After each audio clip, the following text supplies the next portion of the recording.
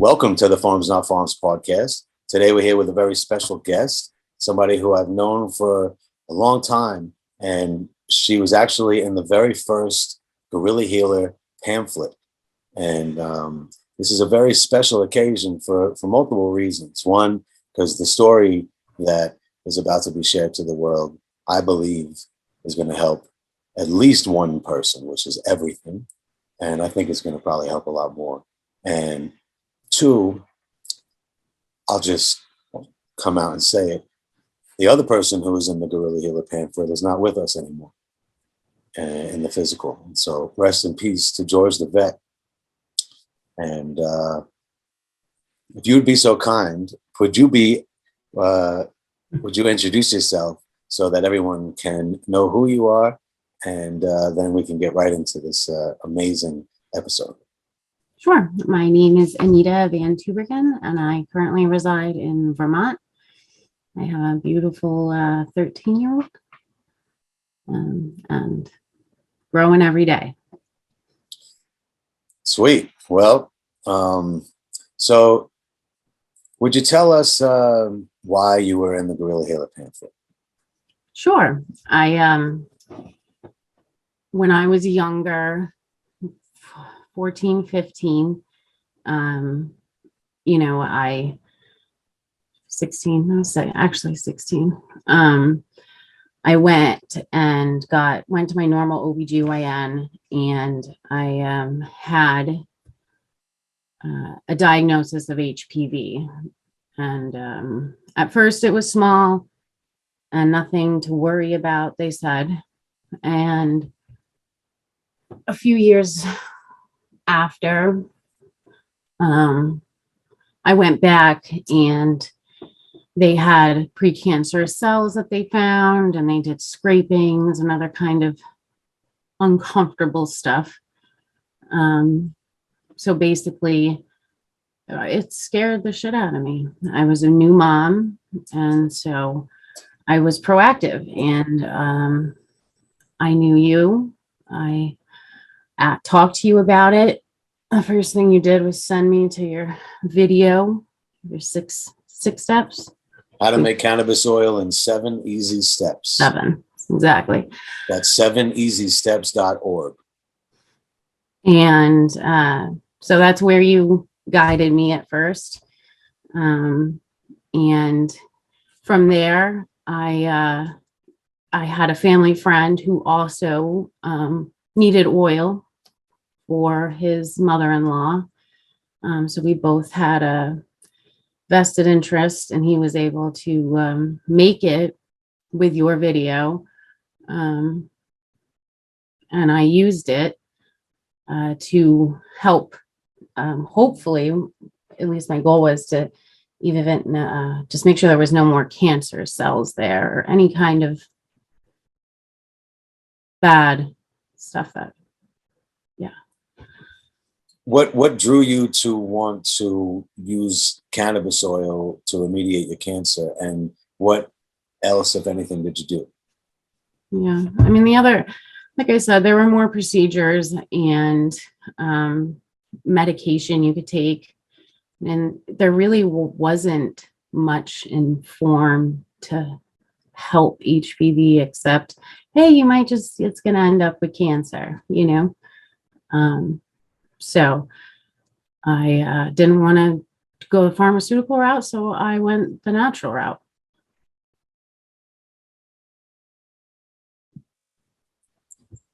And so what happened? So my family friend and he would make the oil, and I would put mine into suppository form. And in the beginning, I took more stronger concentrated oil mixed with coconut oil for the suppositories. Okay. And then how often were you doing that? So I did that every week for a few months. And what do you mean every week? So like once a week you would do the oil? No, every other day. I would use a suppository. Okay, so what do you mean by Roughly. once a week? I didn't mean to say once a week. Gotcha. It's fine. So how often would you use it? About every other day, Okay. I would And, use a suppository. and were you able to function and work? I mean, you're like, explain what you're dealing with in life at this point and what drew you to decide to take this route when you're dealing with a potentially life-threatening scenario. Yeah. You were a Well, new I mean, mother. yeah, I was a young mom. That was the main thing of why I was so concerned. I was also going, to college at the time, and it was hectic, but uh, my health was paramount. So I was proactive, and I think it made a big difference in the end because I was so proactive about it. So Anita, what I'm looking to understand why you decided to use cannabis instead of go the doctor's route. Like people who are watching this might even be in the same scenario or maybe know somebody who is. And, I mean, your experience is the light. Your information is the light. So any light you can shed on your experience and like what you I mean, sure. So like, I guess it's deeper than that, but I didn't want to be on any pharmaceuticals because I had taken them when I was younger and it really messed me up. So that wasn't a route I was going to take. Um,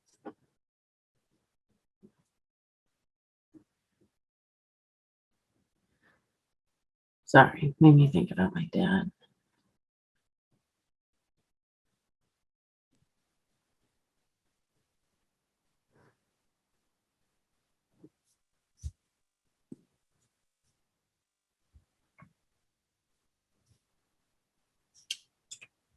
What are you thinking? I'm just doing my best to get you to tell your story. You're really being you're giving a lot of opportunity for you to share more. All right. So, like, It's just like such a tough time thinking back to then.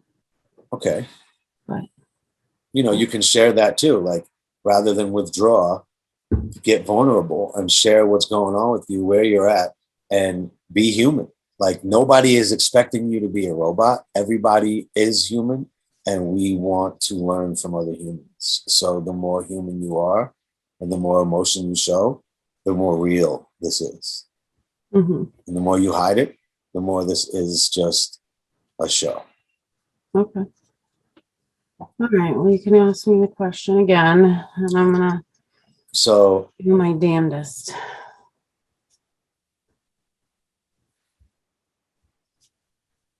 being that you were a new mother and that you were in school, and you were faced with this diagnosis. What was the diagnosis? Just HPV. Okay, so And was then, cancer involved? yeah, no, I had pre-cancerous cells that they found doing scrapings and then scraped some of those off. And it was the beginning of cancer growing, is essentially how it was. Okay, And and how old were you? well, in the beginning, after the initial diagnosis, about 5 years later, I went again and it had progressively gotten worse. And so there wasn't, the doctor wasn't really very clear. I had to do a lot of research myself about what HPV can turn into and how many women it affects. Because at that time, like, they didn't have they have a shot they can give to young boys and girls So to prevent it, because it really is preventable. So it, for me, I wanted to be there for my daughter when she grows up, grew old. Like I wasn't going to sit back and do nothing with it. And it was tough. I was going to college. I had to get used to taking the oil in the beginning, right? My body, if you took too much or not enough, I had to function. So it was like trial and error. A lot of it, I was just really hoping what I was doing was the best. I really didn't even know what I was doing. But I did believe that what is in cannabis and the cannabis oil truly heals your body. And that's why I went with the oil.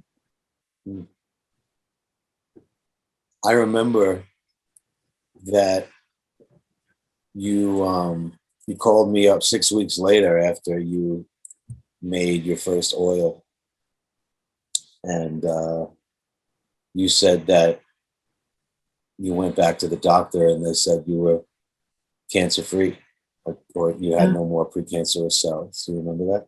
Yeah, I remember. Can you tell us about that? Yeah, I mean, it was obviously great news. My doctor at the time knew what I was doing, wasn't against it, wasn't really knowledgeable about it either. So I mean, it felt great, and I just, in my mind, continued to take oil. Sorry. I continued treating myself for almost a year and a half after that, with continued meetings, or not meetings, appointments with my doctor, where you would get counts done from when they scrape your cervix. So once you were initially diagnosed cancer free, precancerous cell free, for another 18 months, you were taking the oil and getting checked out. Yeah. So eventually it got to a point where my like normal, I mean, other women will understand this, but my normal yearly checkup, it wasn't irregular for once. Like it was like the best feeling ever, because it's scary for a woman when you find out that something isn't right and you have to go back a second time. So like, yeah, there's like that relief is really paramount. Mm.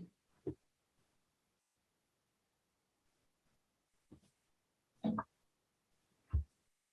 mean, I guess if there's anything I regret at the time was that I didn't really tell anybody, or try to tell my story more. I guess I didn't want to scare my family. There was like so many things that went into it. I guess that's a great lead up into the question of why are you sharing your story here today? Well, I mean, ultimately, if I can just have one woman who was in the same position, which there are many, realize that you don't have to go through like the painful procedures, which can knock you down for a couple days, and potentially end up with cancer. And then, your doctor's talking to you about having to take out, basically everything. And a lot of the times you can go into menopause from that. So it's, just being comfortable now to speak about it. I just hope it makes a difference. Yeah, I've been in the medical cannabis realm for quite some time now, and I haven't heard a whole lot about HPV and cannabis. Yeah. And I hear about and I see my own two eyes cancer, being remediated by cannabis, and of course, there's all different kinds of cancer. Though, you know, in this particular case, what kind of cancer were they diagnosing you with precancerous cells for? Was it cervical cancer? Cervical. Okay. So, you know, a root of cervical cancer could be HPV, right? Yeah. So, how often do we get to the root of the issue in life? That's where the solution lies, within the problem. So, what's the problem here? You know, the There's and just not enough education on it. certainly. And with that being said, you were looking to remediate. You were looking to get rid of your cancerous cells, right? Yeah, I was looking to get ahead of what, because when I spoke to my doctor about like, well, what it would mean and what it would look like, it was that, you have to have big surgeries. And so I immediately, because of you, I mean, at the time, I think you were just barely starting Gorilla here. I'm not even sure if you had, yeah, yes, you had. So you had told me stories and I had seen them online. So I was, in a sense, really lucky that I even had that knowledge to be like, hey, I can grow this. My friend can make it. I can do this. And for me, it worked out. And I was blessed for it. And you've been able to help guide some other people towards relief as well, yeah? Yeah, of course. I mean, family, friends. I use a lot of your magic butter, but in terms of oil, I had What's my magic butter for everyone who doesn't know what you're talking about? it's an amazing I'd call it like a solve, or it's like a little, it's a topical oil. CBD topical. Yeah. Mm-hmm. So the proper way. I'm like, it's always in my bag. But it's incredible how much relief that gives me, which just goes on to show, like, I went from a young girl who had the HPV and the potential for it to get even worse, and I used cannabis. And then today, I use the plant in many different ways for therapy for my body. And your magic butter is like the best thing in the world. Well, thank you for that. My daughter, she would concur. She anytime she gets a bite, scratch, anything itchy, she's like, I need Brent's jar. She knows it's in my bag. So Well, you were saying, like, you kind of got sidetracked with the magic butter, but you were saying, like, you had told me that there was another family that you had helped use the oil, and maybe for their child, it was his mother-in-law. mother-in-law. It was the third time she had been diagnosed with breast cancer. Mm-hmm. And the family friend who made oil for me also made it for her. And she had, a large tumor that shrank within a matter of months, being on a stronger dose in the beginning. And then, even to this day, and I mean, they're older, they're like 70. They still have outside, they're like growing their CBD plants and making their own oil now. And she still takes it to this day. Beautiful. So, and this was probably 10 years ago, and they didn't think she would, make it a couple years, let alone where she is now. She's not 100%, but she has her tumors shrank quite small.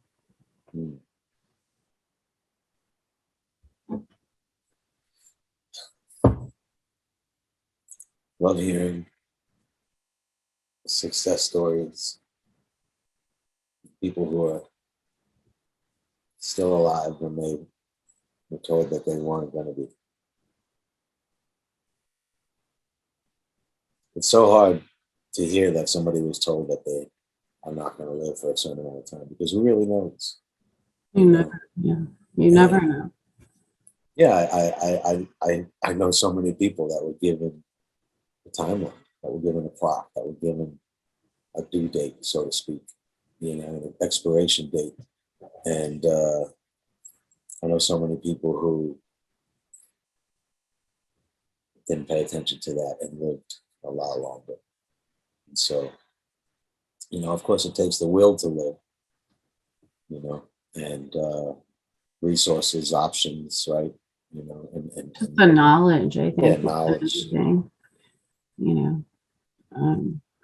I think now it's more and more accepted than it was back when I was treating myself. It was something that I really had to be private about, because people, I didn't want to be judged because of it, and they weren't educated enough to understand that it wasn't for getting high or whatnot. I was trying to heal myself. Would you talk a bit about the process of getting used to using the oil? Now, for everybody who doesn't really know what we're talking about, because you look at GorillaHealer.org and you see there's a bunch of CBD oil on there, CBG oil on there, and you're like, is this what she was using? Well, she might have been using some of our CBD oil, but the oil that we're talking about is actually different. And so if you go to YouTube and you type in how to make cannabis oil in 7 easy steps, or if you just go to the number 7easysteps.org, 7easysteps.org will bring you to the how to make cannabis oil in 7 easy steps video. And you'll see, I'll show you how to make cannabis oil in 7 easy steps in your house. And there's a few other videos there as well to show a little more advanced or even more basic processes, because the first video, there's a rice cooker that I'm using, but you really don't need a rice maker. You can do a double boil.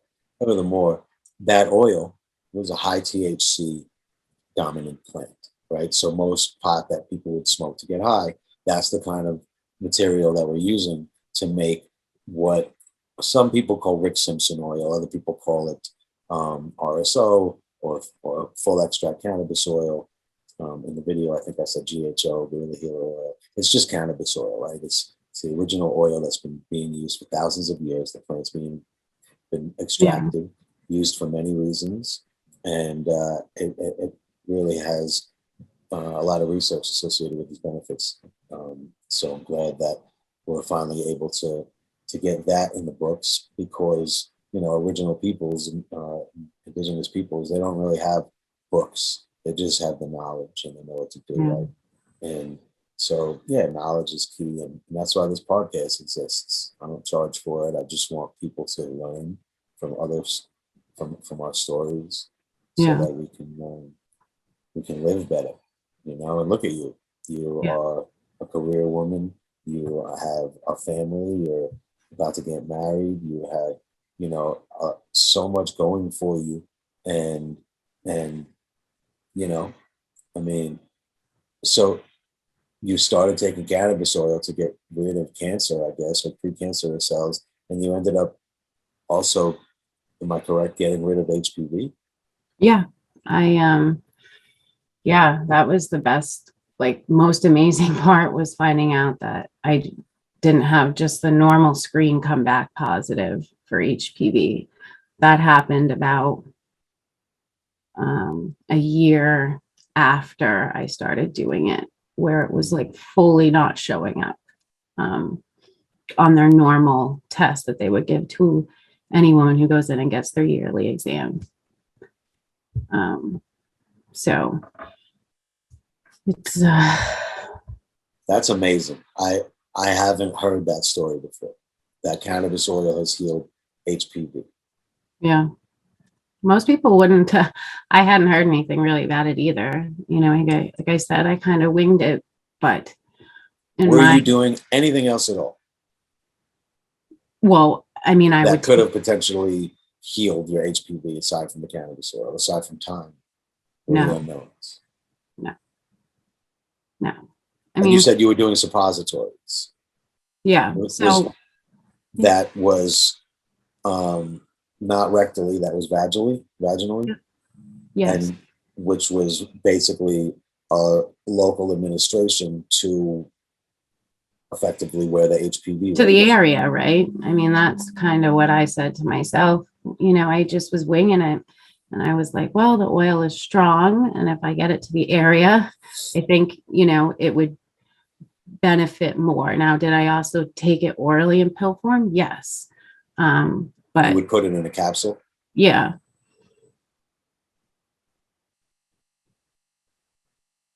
And it took you some time to get used to taking the oil? Were you taking little bits and working your way up, or just taking a bunch and then like getting used to it, or what? I mean, I started lower and worked my way up so that it didn't affect my daily activities. You know, I had to function. I couldn't be tired or, you know, a couch potato. So it just took my body getting used to it. What dose did you work up to? I mean, 100 milligrams. Are you guessing? You don't look like well, I'm trying to think like what it wouldn't based on like how much he used. I mean, yeah, I'd say roughly I would use about 100 like total a day. So what allows you to determine that? Well, I mean, if you ask like that, then I didn't go. I mean, yeah, because we're talking about like serious stuff. Well, so if we're going to give an actual, hold on. If we're going to give an actual dosage, then. But I can't. I don't. Boom. That's the answer. That's the answer. I don't know how. Nobody needs you to make up anything. We only need you to tell your story. And so, and need is a strong word. It's like, if I'm going to learn from you, I need to know what you did rather than what you don't know. So like, if you don't know, I need to know you don't know rather than you. Well, yeah, there's no way for me to know. Boom. The exact amount. Okay. I never had it tested. I went off of how much oil I mixed in with coconut oil. That's completely understandable. And that's probably what most people are going to do, right? And so, you know, we just got to keep trial and error. I mean, absolutely. So you might make it really strong. And then you might say, wow, I need to back off. I need to take less. Were you making, and the next batch, you might take some and say, wow, that's stronger than the last batch. Or wow, that's actually not as strong as the last batch. So I have to take more. And I'm sure that's what you mean by trial and error, right? Yeah, I mean, it was totally different. It depended on the product. And, you know, I was lucky enough that my family and friend had property and he could grow his own. So we, in tandem, knew what we were making, how strong it was. I really just did through how much I mixed in with my coconut oil.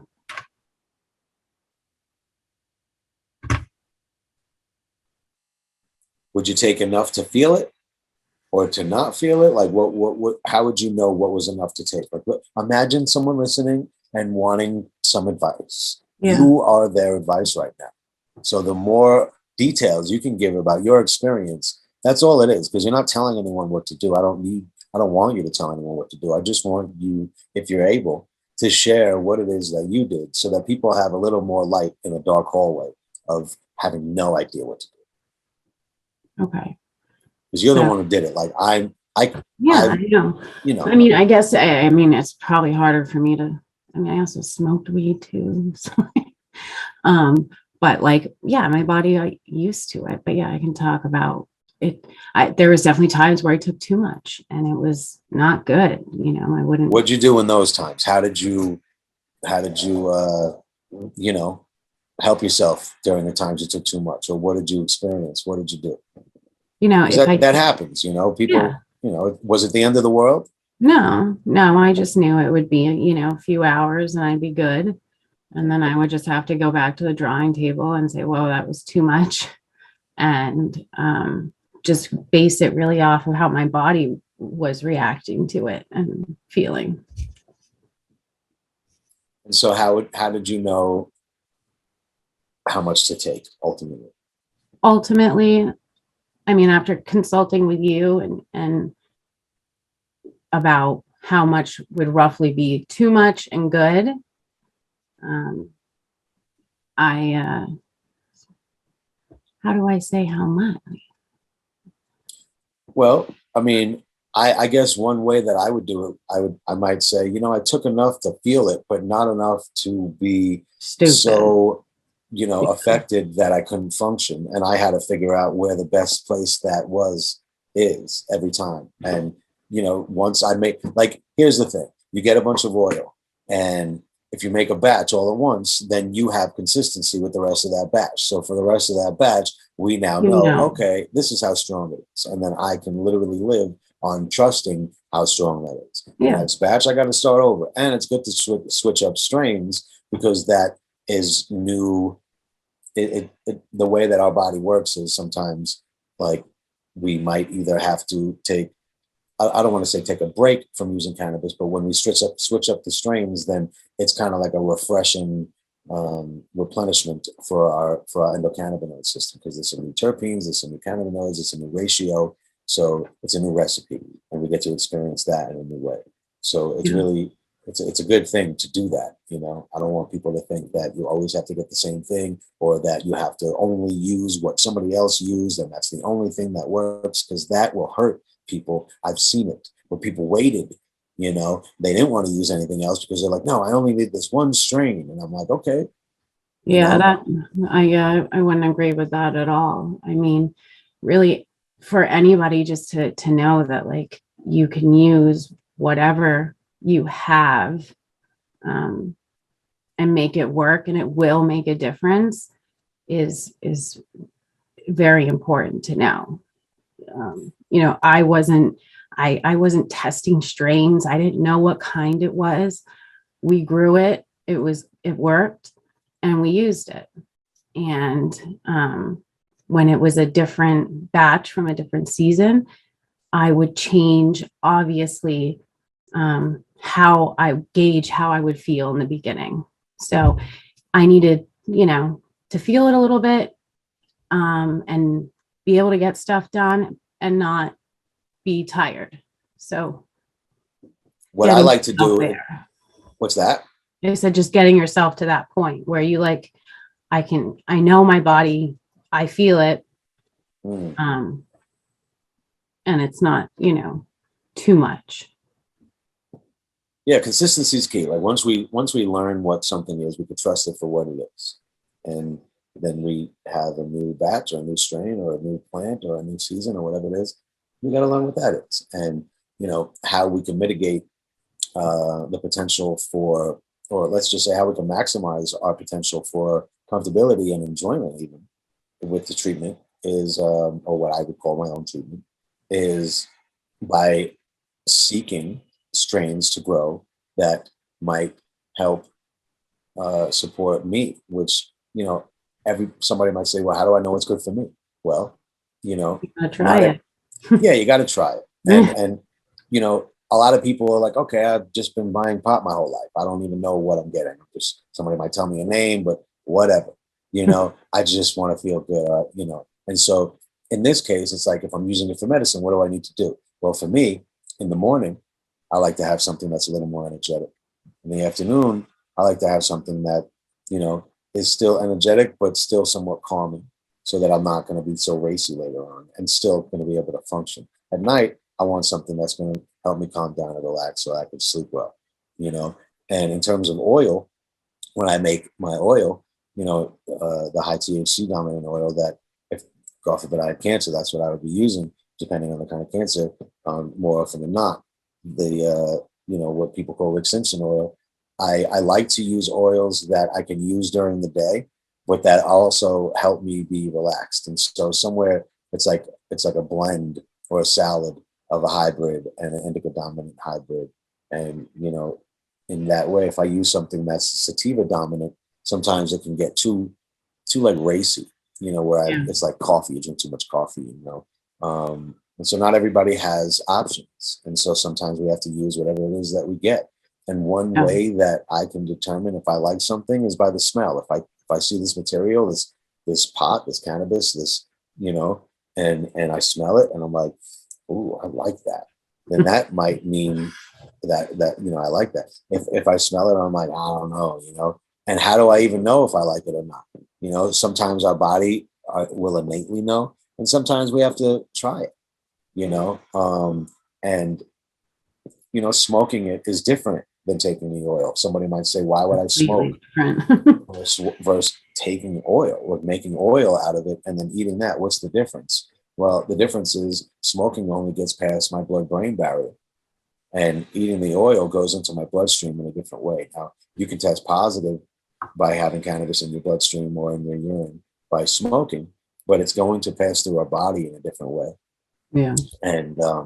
And stimulating, in my experience, stimulating our endocannabinoid system happens much easier and much more effective by using the oil. I haven't really seen smoking be an effective remediating tactic for cancer. I've seen it be effective relief support for many, many things. And when I Yeah. say for cancer, I mean it could help provide relief for somebody with cancer.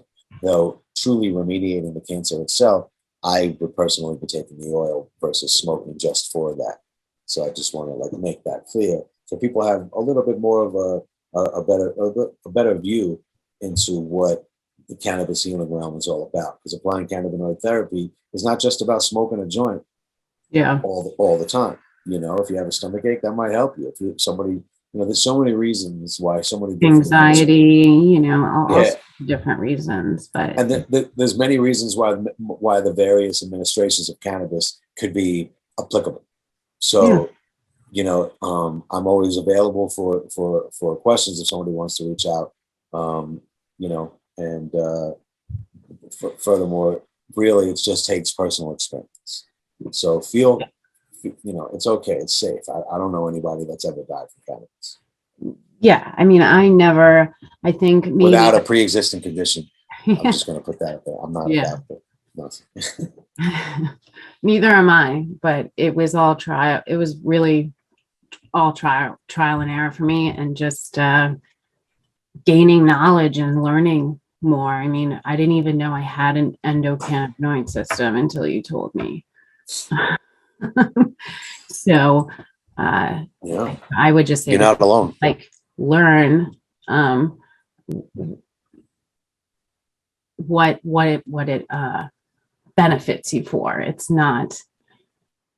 I know so many people who are like, oh, it's pot, it's marijuana, you're just getting high, and not for a second will they think about the medical use for it. And I've seen a lot of negativity towards people who think that if you use marijuana, you're a bad person, or you're not being smart, or you're, immature. Well, unfortunately, we don't always talk about this, though marijuana was a term made up, and the U.S. government used it to divide um, people in this country, specifically blacks and Mexicans. And there was a campaign against cannabis that Harry Anslinger pioneered. And there was no good reason to get rid of cannabis other than, a few other industries that really wanted to take over. And, even though up until this day, the Navy uses hemp rope on their ships because it's the strongest. And hemp is now, thank God, it's legal again. Though, yeah, Times definitely changed towards the outlook at people who use marijuana than it was not too long ago. yeah, and it's for that reason, the the campaigns against marijuana, that demonized cannabis plant, and it's only ever helped me. I And remember, sorry, I didn't mean to no, interrupt you, please. but I remember when I was a little girl, I went to Waldorf, which was a pretty prim and proper little private school, and my dad sent me to school, and I didn't know at the time, in a Bob Marley shirt that had weed leaves all over it. And my mom was out of town. And when I got to school, they made me take my shirt off and change. And they called my dad, and my mom found out. And it was pretty epic. And I didn't know until I was older. Like he took a picture of me in it. So that shows you like how people looked at stuff like that then, and I was a kid, I didn't even know. But Well, I mean, wearing that to school, I don't know if that's appropriate even today. probably no, I would never do such a thing. But I think my dad was just, I don't Good know, sense of humor. for sure. My mom was mad at him. Well, may your father rest in peace. Yeah. Thank you. And shout out to your mother and your brother. Yeah. There. And all of your family and friends who might be watching this, and everyone out here who might have an interest in the story of a woman healing her pre-cancerous cells and inadvertently healing HPV, which is just, I mean, what else can we say other than thank God and thank God for this cannabis plant? And what were you going to say? What are you going to say? I was just gonna say, thank goodness that I even knew or had the ability to do it. And so many people do. And so many women probably don't know how much using oil, even if it's in whatever way they feel best, I think it would make a huge difference. To know that it's not like, something you have to leave in your doctor's hands. Like you can take care of yourself too. You can do a lot. Like I had to also change how I was eating at the time. It made me like Talk about that if you would. so much. When you hear something like HPV, it gets scary, and you can help yourself. You can be proactive, and you're not stuck in that box, that label of like, you might get it, you might not. Cannabis can really help you, and it helped me.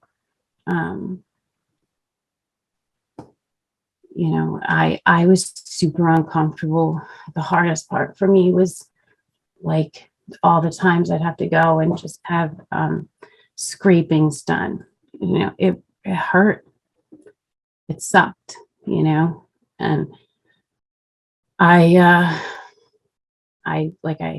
just kind of winged it from the beginning, and I thought that by by using oil and putting it the way I did with a suppository, that the worst thing it could do was nothing. Like, right? I mean, like, what do I have to lose to not try something that I think will help heal me? You know, it's not like taking pharmaceuticals where in, you know, a couple of weeks you could be dependent on those, you know. So I would just say, like, just do some research. Like, there's so much more available now about the benefits of oil and the cannabis plant in general. So, yeah. And use magic butter too, because like it helps me with every ailment that I have. That's like big, small. I remember I had used it on my like scratches, scars. Like I cut my head. John's daughter threw a rock when we were at the beach one time, didn't see me. And so I would put the magic butter on so I like wouldn't get a scar left, you know. The plant in general has changed my life, which is it's amazing. Would you be so kind to talk about the change of diet that you implemented? Yeah, What I mean, were you- so I was younger, you know, going to college, so I was pretty much eating on the go at the time. Probably not super healthy. yeah. So changing to cooking my own food and packing my own vegetables and snacks and just overall taking care of myself. I would go to the gym at the campus and work out. What would you do? What kind of workout? Just I would get on the treadmill, just walking for me, you know. Vermont's cold, so the treadmill's probably a lot warmer. Yeah, I mean, in the summer you can walk around, but you know, it wasn't like I just started using oil and did nothing. It was deciding collectively that I wanted to try to change the path in which I was going at that moment. And it definitely I took the right path. How did you do it? Like, what advice would you give somebody? Not even advice. Like, how did you do it? Because you know, to make changes in our life, it's not the easiest thing. Yeah. Well, So, I mean, I would first have someone ask themselves, you know, you're talking about your life. You're so I'm saying, like, rather than give anyone advice, how did you do it? You know, like what did you do? You said I had to try to do this. Like, what did you do to change your ways? You know, it's a mental process. It's a physical process. It's an emotional, spiritual. You know, so like if we get deep, you know, because people out here are hurting. You know, some people out here are like, come on, you know, tell me what you did. You know, and some people out here might even share the same experience with you, might even want to share their story. I don't know. All I know is that you're here. yeah. You know. So I mean, the whole thing for me was I mean, how do I, it's like a giant experiment. Like I'm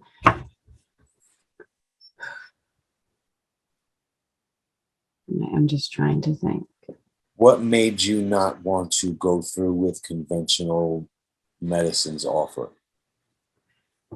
Conventional healthcare is. Yeah, I mean, my brother is a quad, and my father had passed away when I was 17.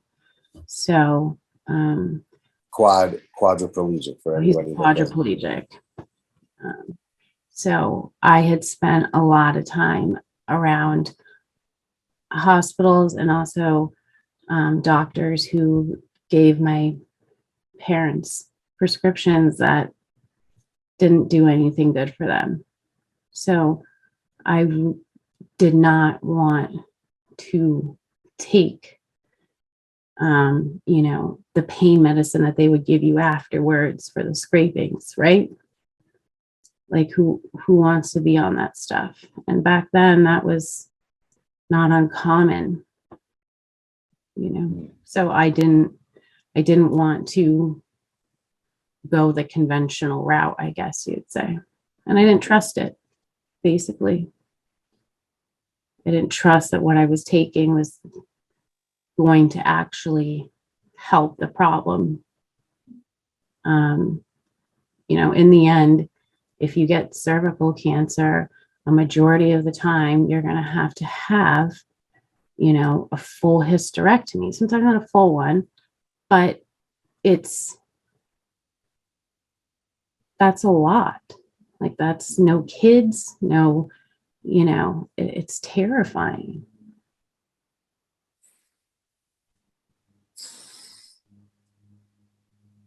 Yeah.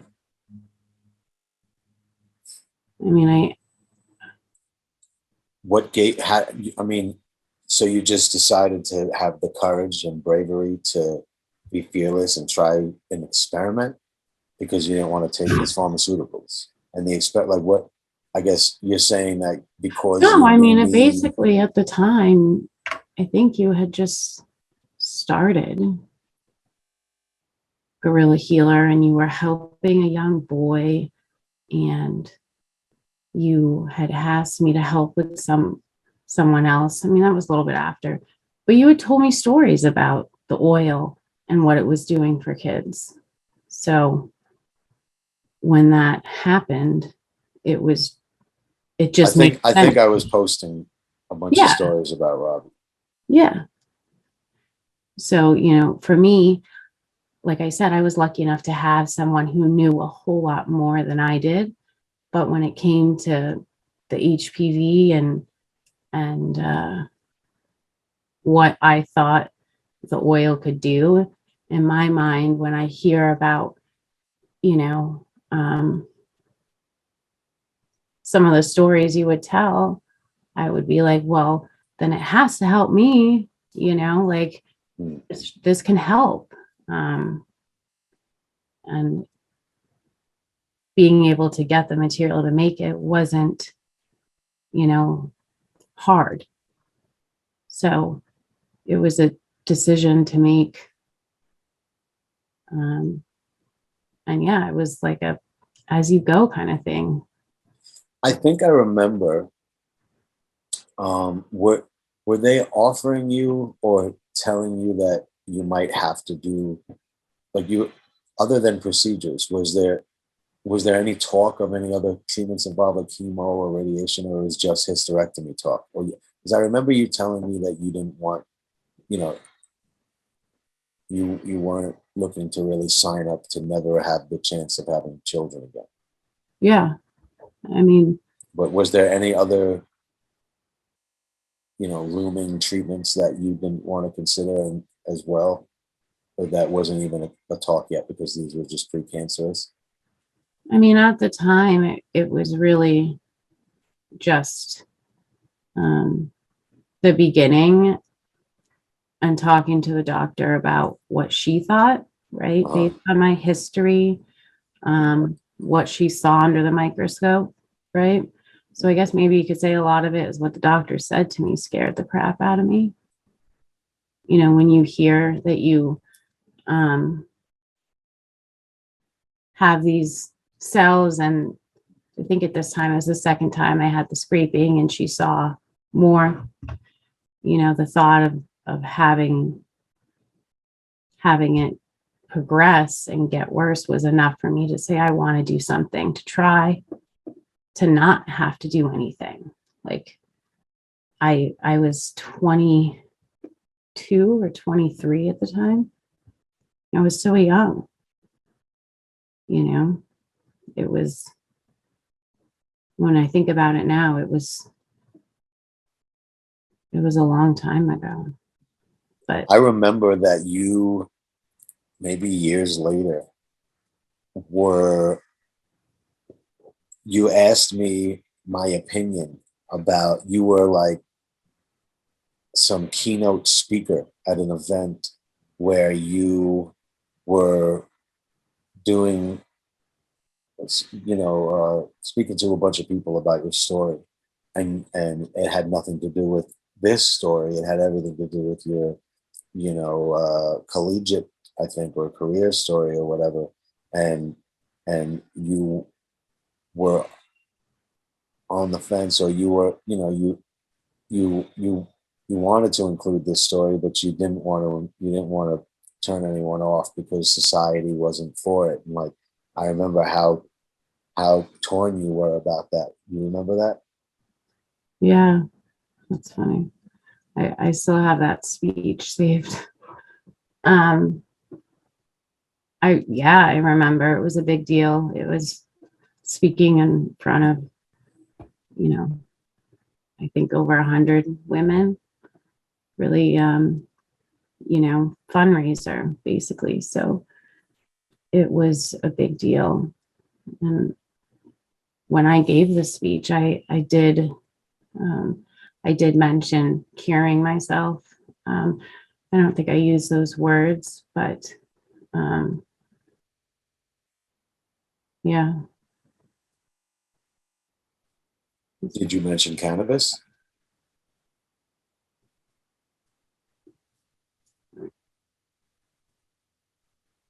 All right. yeah. No, it's just maybe it just I didn't forget. I forget. I get these things like moments of my life that were really pivotal that it takes like a friend to be like, hey, you remember, and it's tough sometimes. But um, I remember um, after giving the speech, the women coming up to me and thanking me for being so open about it. Because for school, I was going for my bachelor's in legal studies. And so I um, was nervous about how that would be perceived. Mhm. Right. Certainly, yeah, that, especially in that field. So, but I think because it was all women that I gave the speech to, it made a big difference. But they were all really supportive afterwards.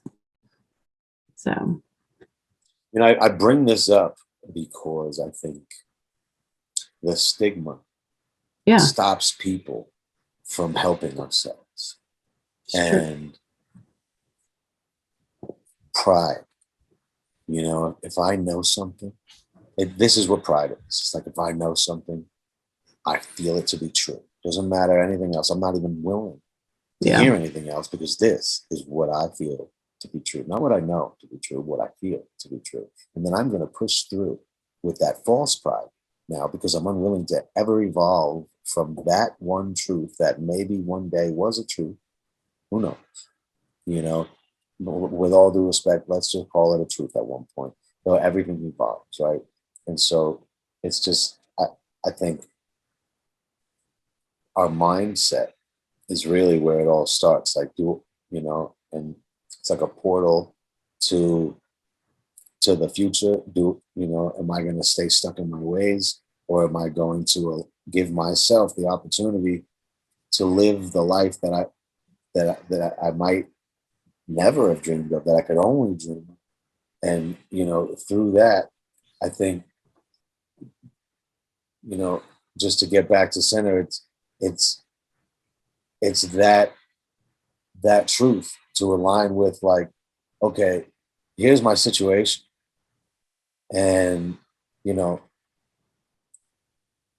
just like you heard about this, you saw some stories, Yeah. you learned, like, and so you said, okay, there's a potential there, like, and I know I don't want to do that, and I know that, you know like, this option is here. So you took the chance and you did the trial and error. You decided to take your own health into your hands.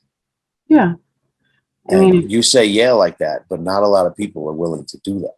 no, I And mean, so what I'm saying is like, and I want you to open up in a second. I just want to paint this picture, right? Because I think it's really important that anyone who's watching, you know, it's okay that maybe everyone around you might yeah, not support the journey. I know a woman who's not here anymore because she decided to do what everybody else wanted her to do. yeah, And when she did what she wanted to do, she got off. Like, I don't want to get too much into the story because of anonymity, and I respect everybody and I love everybody. Though, like, you know, it's important. Like, we have to live with our choices, no one else, mm, yeah, right? And so I first of all, I commend you for shrugging. You're just like, yeah, I did that, you know, and you're just shrugging and like, you know, it's you know, but like it. I just want people to learn from you in that way, in this way, because you know, empowerment is a big deal. And it's not false empowerment. It's knowledge, it's education, it's doing research, it's doing homework. We are so worth it, yeah, you know? And like, it's time that we start thinking for ourselves a bit and like start looking into like our own, like we can go with the professionals, you know, but at least like, you know, maybe, and some of us don't know how to read the jargon of doctor talk and all the things. And so how do we really like learn this stuff? There's so much out there. I can find a cat playing the piano on YouTube if I want. So what do I know is true? Well, you know, what could yeah. I believe? Well, And it's so very, yeah. I mean, but I think one thing that most people could agree is that, there's now modern medicine, but there's also ancient medicine. And so, traditional, um, original. you know, it, That's what it is. When we what want to know I the truth, we took go is, back to nature. What? yeah, and what I gave myself, women gave to themselves hundreds of years ago. Um, so, Mm. knowledge is key. And I think a big portion of this is, especially our age group is, we have kids. And so we're responsible to make sure that they also know what, you know, cannabis is and isn't, that it's not, because my daughter was like, um, basically in school, they tell them it's like the worst thing they can touch and it's going to lose their, they can end up in jail. And I think it's really important to educate your children between the difference of marijuana that's used for medical purposes to heal yourself versus smoking a joint in a bathroom. You know, it's really important. For me, there was nothing wrong with smoking a joint in the bathroom because it got rid of my stomach aches when I realized that I had a stomach ache before I smoked a joint, and then I didn't have one anymore. And I was like, wow, this is actually medicine because I grew up with a stomach ache. So that really helped me. Yeah, Just want to that's say that, you know, I don't think there's anything wrong with smoking a joint, though everybody's different. And I'm not supporting, like, it's all in good balance, right? There was yeah. a time where for me, I was a depressed teenager and I would smoke weed pot and then I would go to sleep. And that wasn't the very, best schedule for me. And it really was hurting my life. But at the same time, like, I didn't want to do the other stuff. So that's what I did to feel so good that I didn't like kill myself. Let's just be honest. And so, cannabis saved my life. And I'm not afraid to admit it, you know. And there was a time where I went to go commit suicide and I smoked so much and I rolled like the biggest blunt that I ever could have imagined. And by the time I got halfway down, I was in the middle of the woods and I was like going out there, I was ready. And it was really sad, but that's what I was ready to do.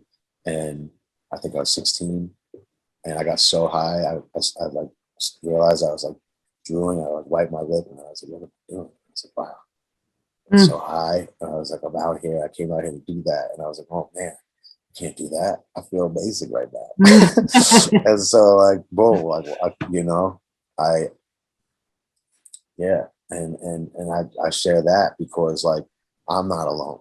And Anita, you're not alone. And there's so many people out here who are not alone and just need a little bit of a light in the in a dark place. No, yeah, they just, like, not wanting to divulge too much, but my daughter has, low ADHD, right?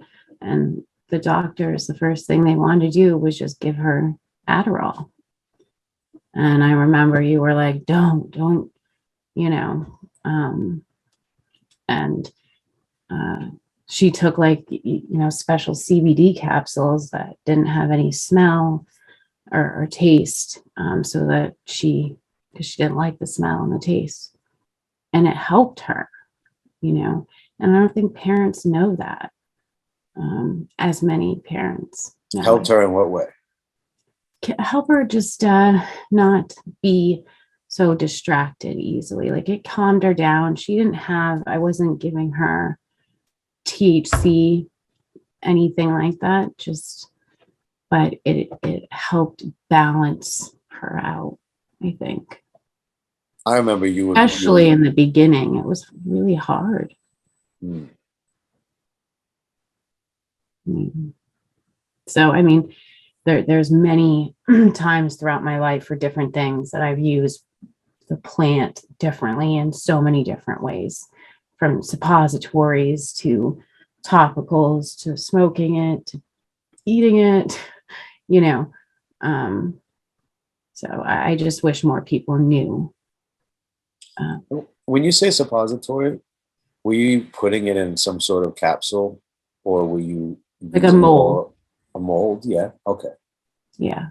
And so the mold itself, you would harden in a colder fridge or freezer, and then you would insert the mold, but there was no actual outer capsule or anything outside of the mold, right? Just the hardened oil, so to speak.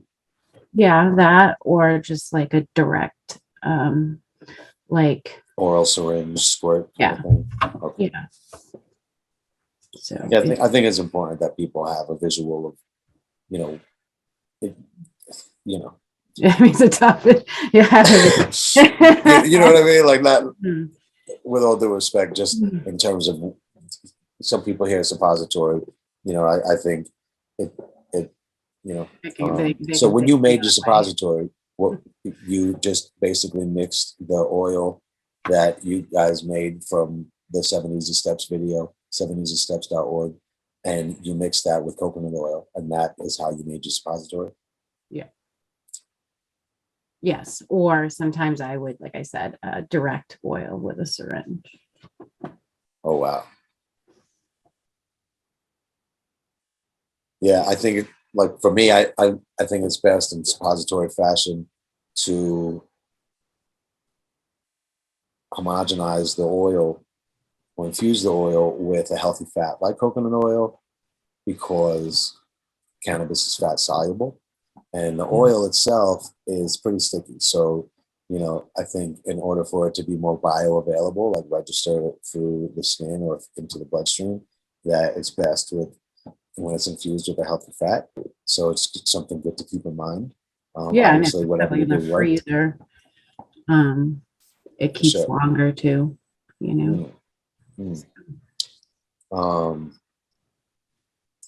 And so, is there anything else that you would like to share, or anything you want people to know?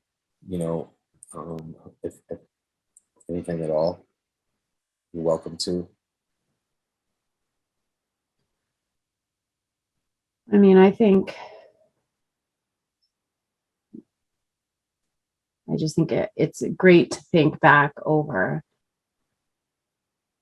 the last 15 years and think how many people and have come and gone that you've helped and talked about, and those who are still here. It made me think about like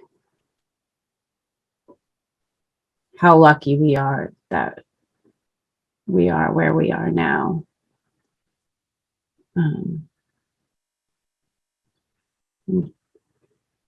I was like thinking about Vicky, the people who aren't here anymore. So just that knowledge of knowing. Rest in peace, And Vicky just Wilson. know that you're not alone.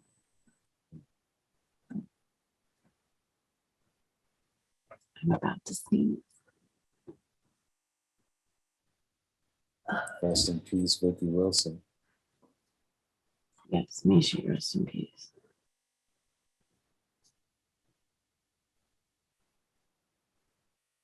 That was a hard one for me. I'm just gonna come out and share it. Like I knew this woman who I loved. She gave me the first crystals I ever carried, and black tourmaline and orange citrate. I remember it like it was yesterday. And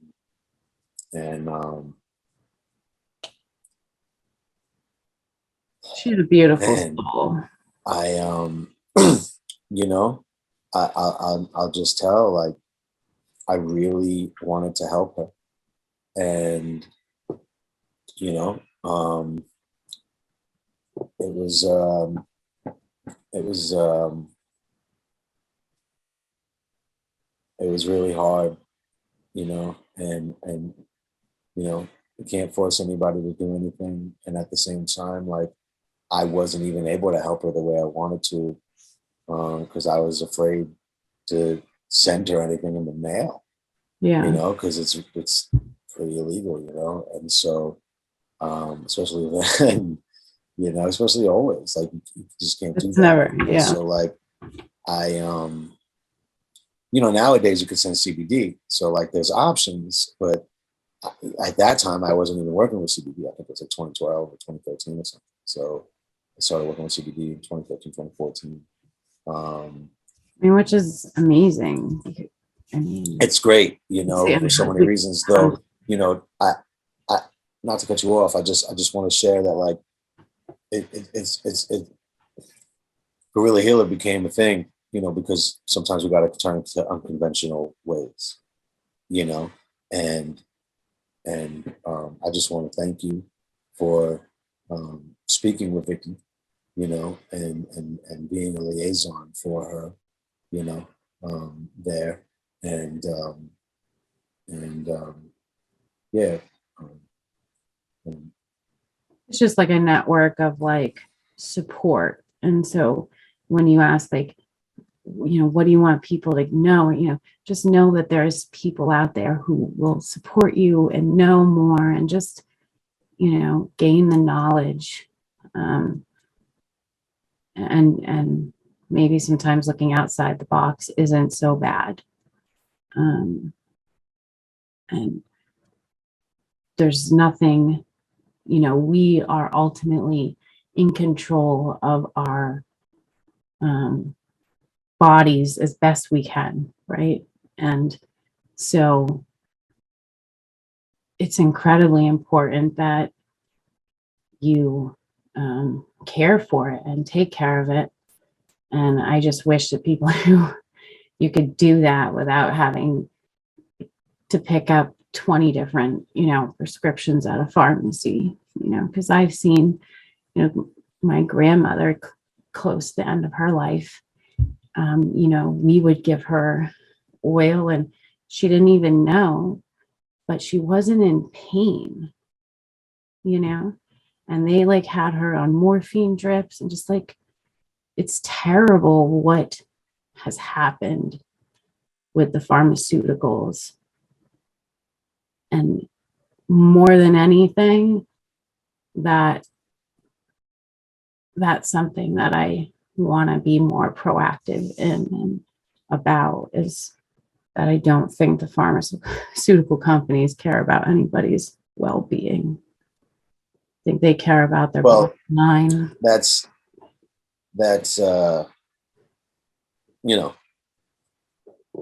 I'm not going to tell you you're wrong. I'm not going to tell you you're right. I think that as somebody studying law, I think that that's a heavy statement that probably is, I think it's hard to make that statement. A human is a human is a human. And while people are out here selling cigarettes, people are out here selling alcohol, I don't think most people are out here saying, I want people to kill themselves. I want people to hurt themselves. I don't want anybody to get help. While people are out here making McDonald's and making other things that are fooling people into thinking it's healthy for us. I don't know that, like, I don't know. I just, obviously there's things out here that aren't healthy for us. So it's up to us to really make those choices, you know?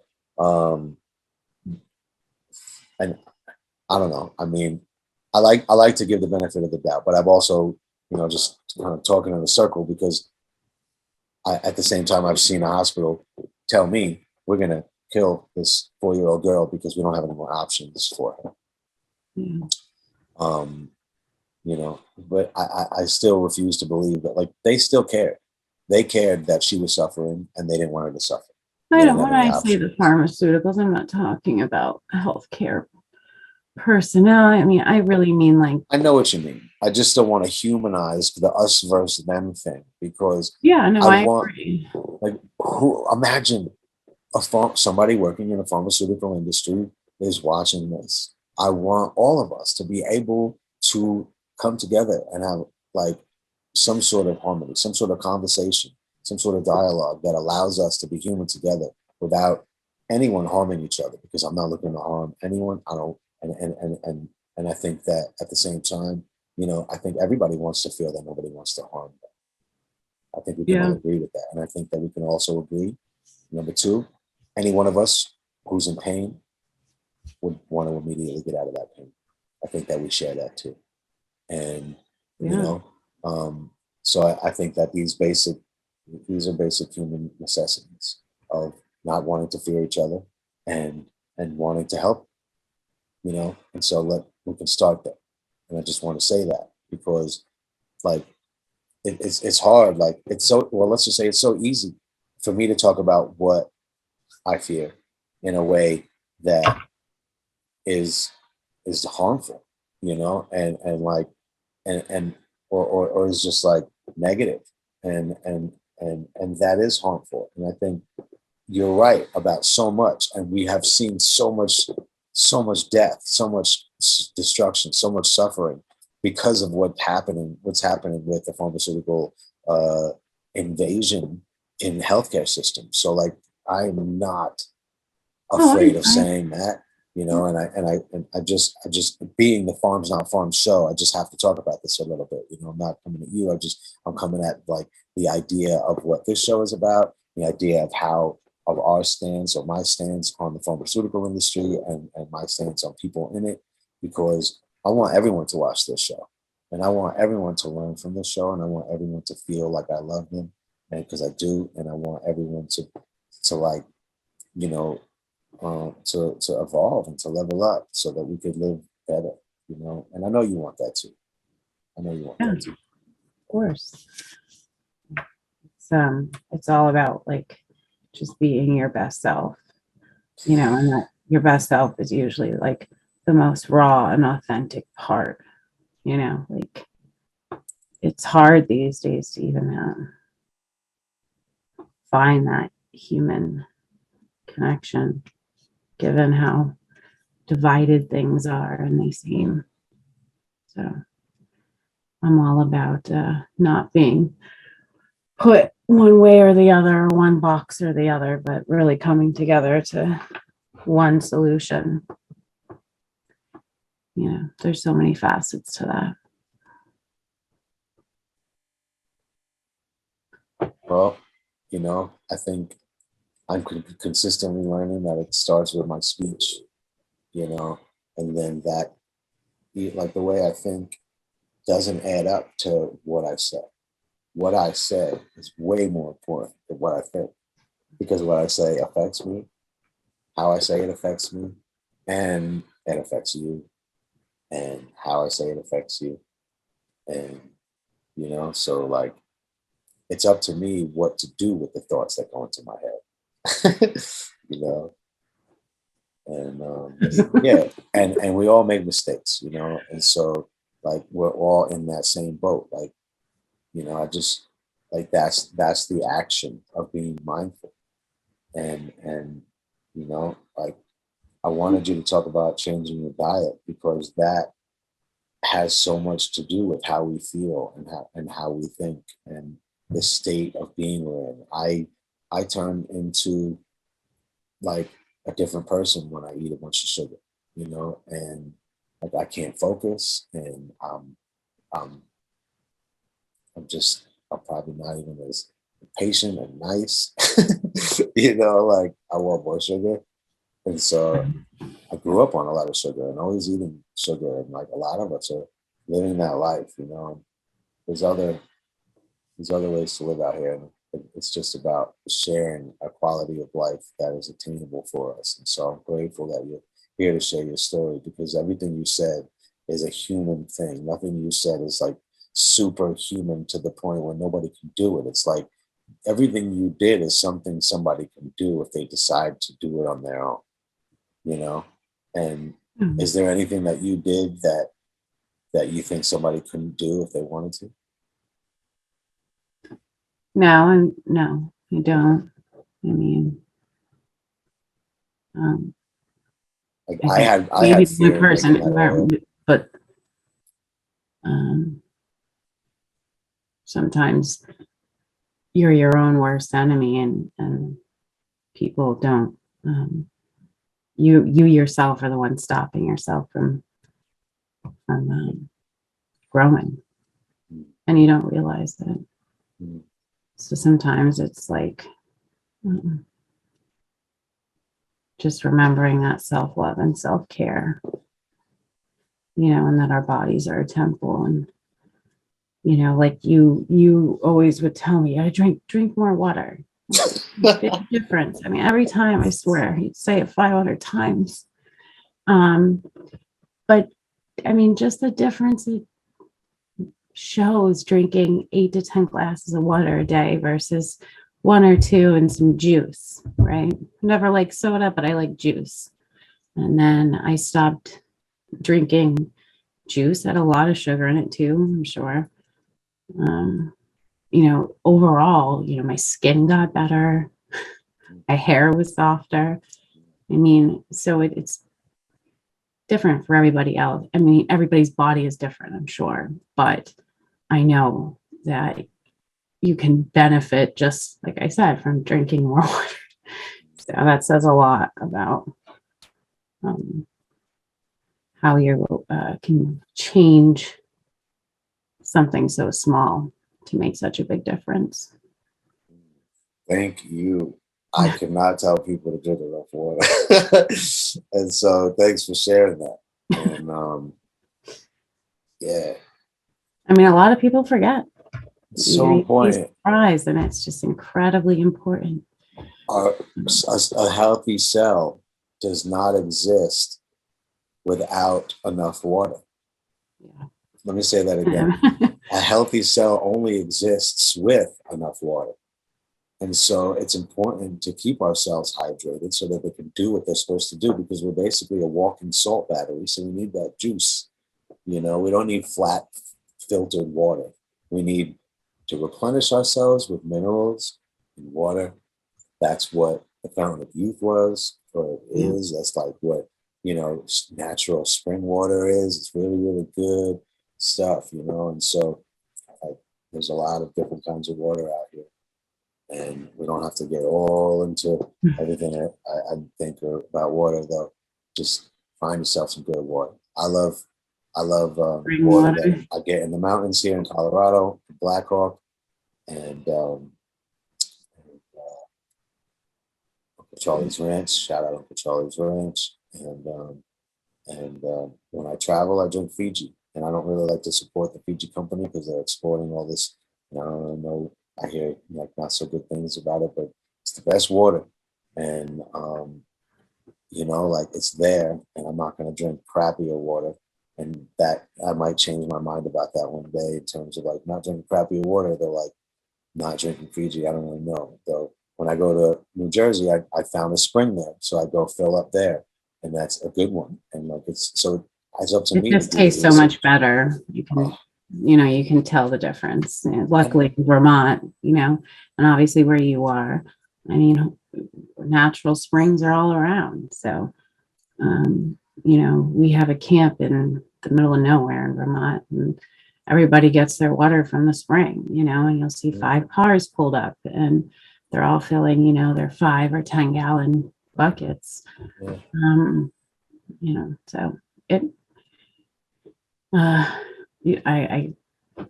I was actually surprised how many people don't know about natural springs.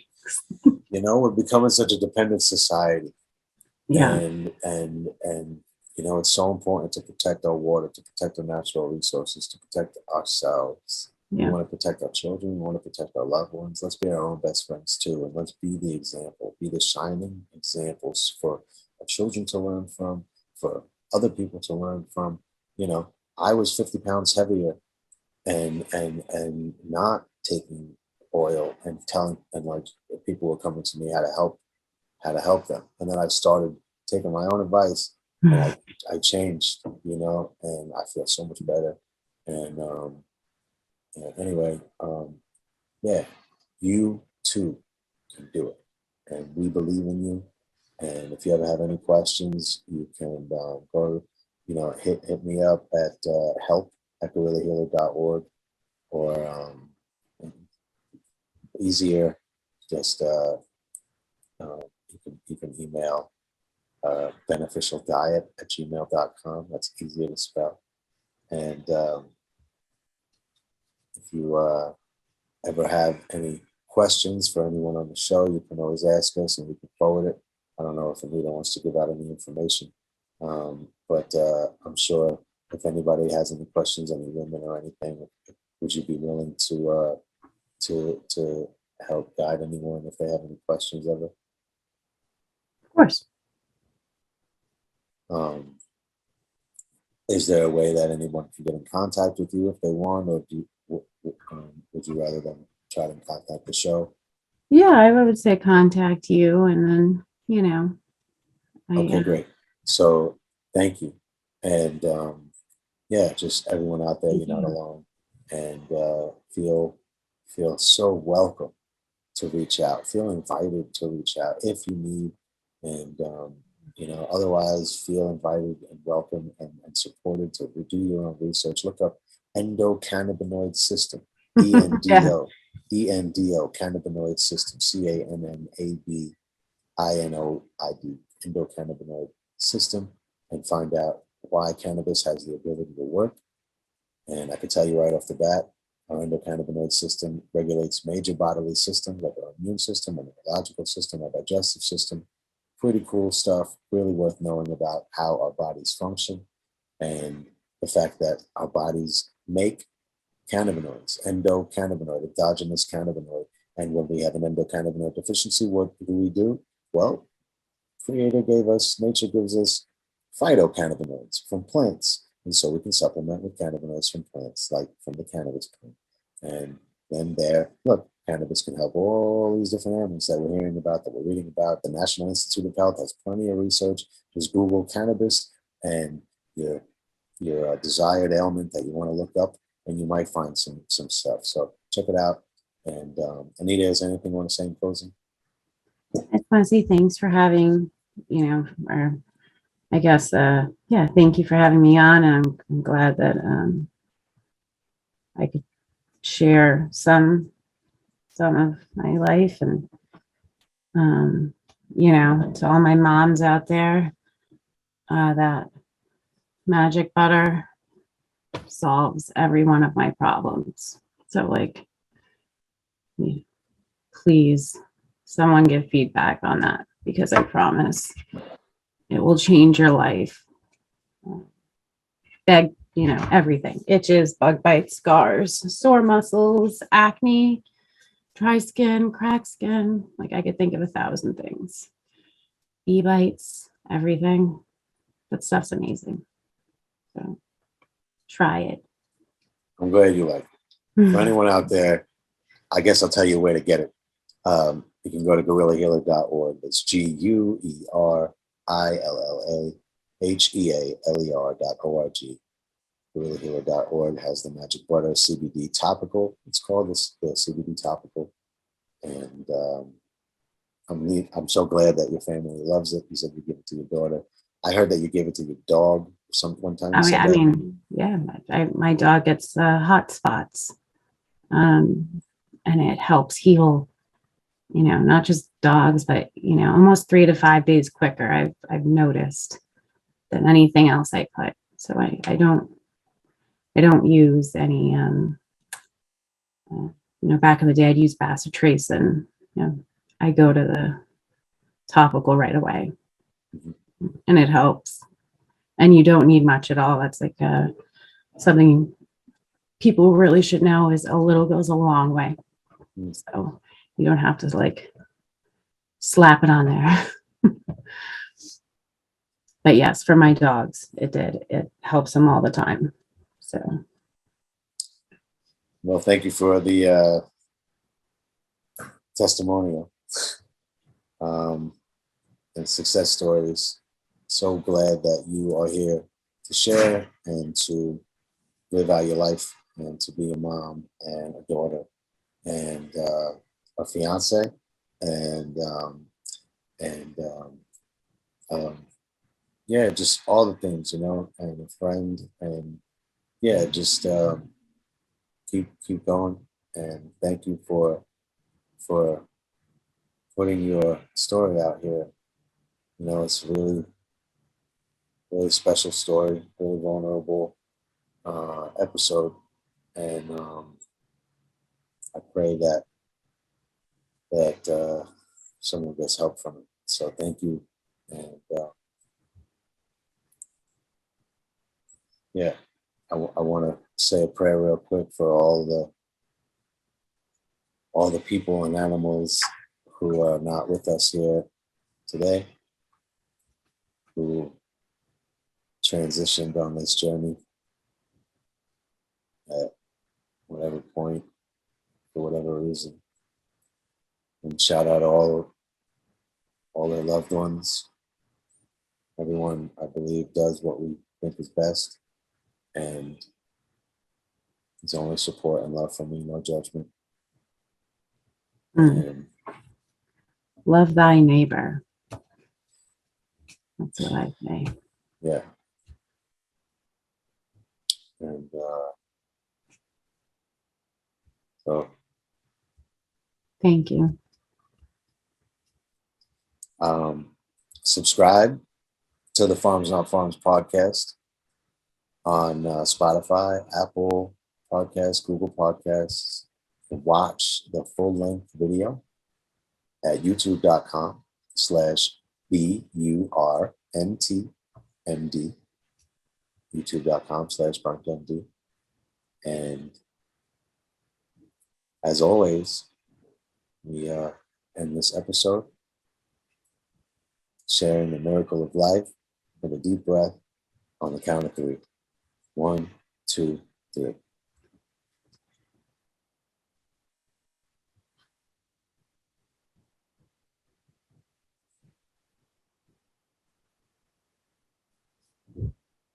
All the way out. Yeah. And thank you. Be well and enjoy being alive. Such a blessing. It's true. Subscribe to the Pharms Not Pharms podcast on Spotify, Apple, and Google Podcasts.